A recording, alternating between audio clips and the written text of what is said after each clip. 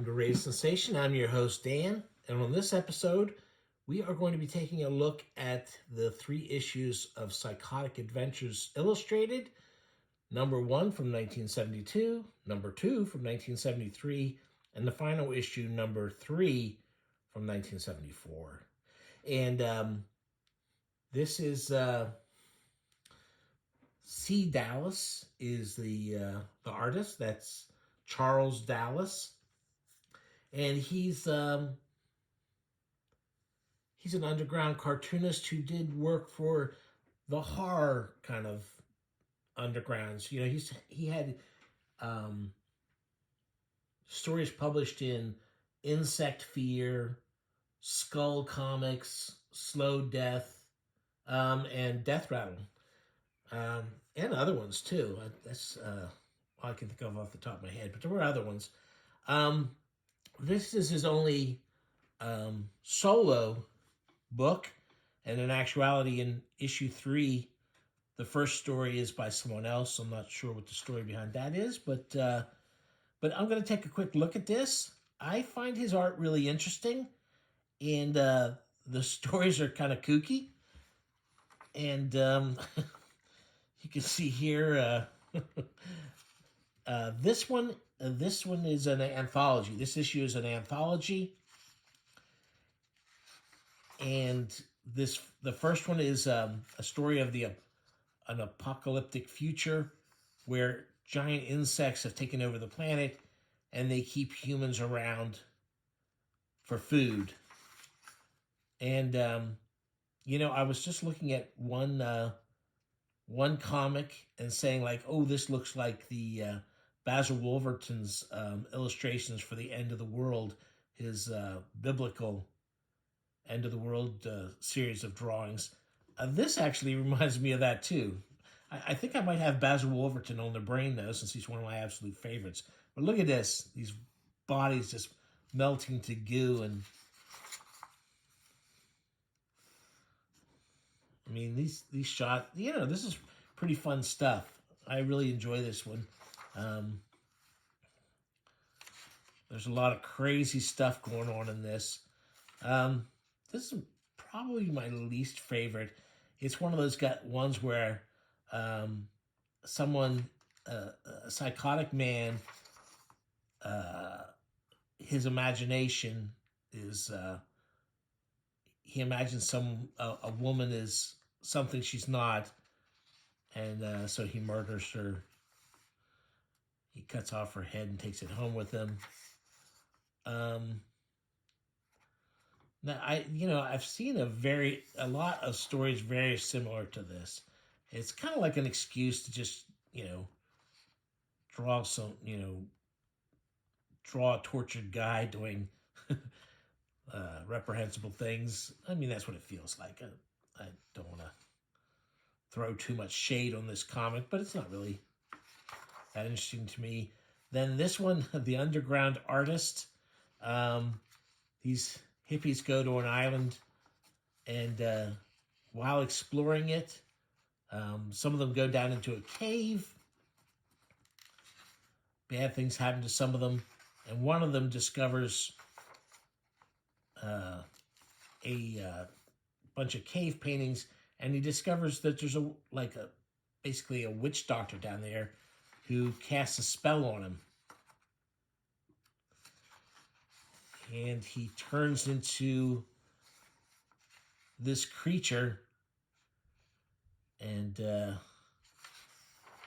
this creature goes after the rest of the hippies on the island. And there's that story that gets its own back cover. This one is an almost sword and sorcery type of book. This issue 2, and it's one long story, and it's kind of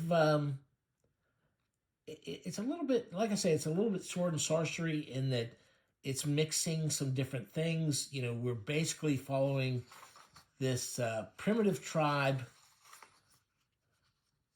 as they're trying to fight for survival in this harsh environment. They run into monsters.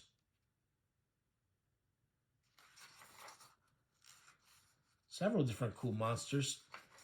And then they get captured by an advanced civilization of people who view them as like they can either be slaves or they can fight in the gladiatorial arena. Here they are. And this primitive guy, the main character, turns out to have more gumption than anybody else they've ever captured before, and he turns the tables on them. This is the creature they're supposed to fight in the arena. And when the creature and our hero look into each other's eyes, they recognize kindred spirits, so that instead of fighting each other, they go out and overthrow the masters.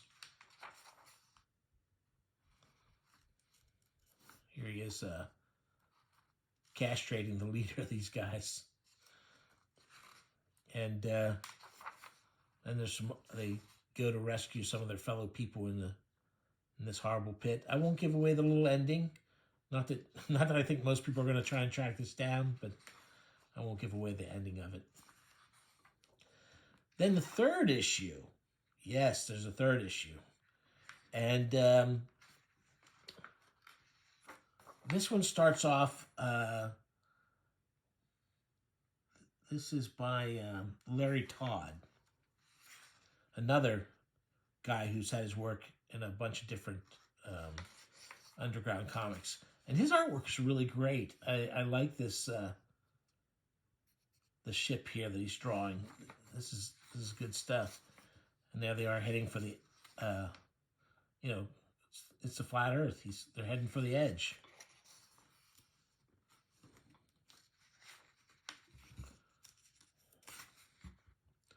But then it turns out to have been some kind of weird time anomaly or something.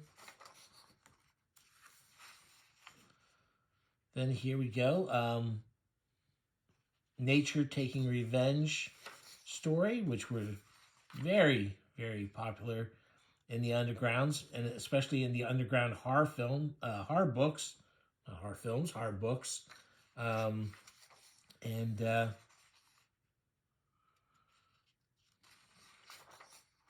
Again, nature's taking revenge on people who are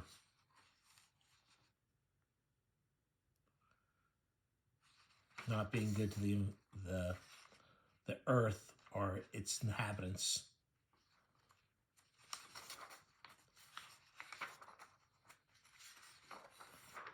And then there's a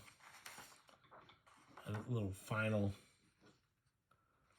Jack the Ripper inspired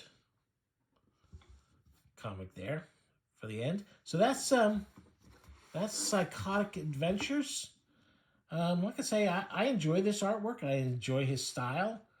There's a lot of interesting textures that he uses on the pages.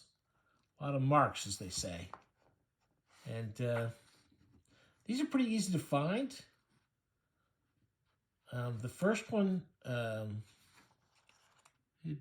forget who published the first one. The second two, the company that was doing that he started out with went out of business, and the last two were done by Last Gasp, and so they're not hard to find if you're interested. Okay, that's all for now.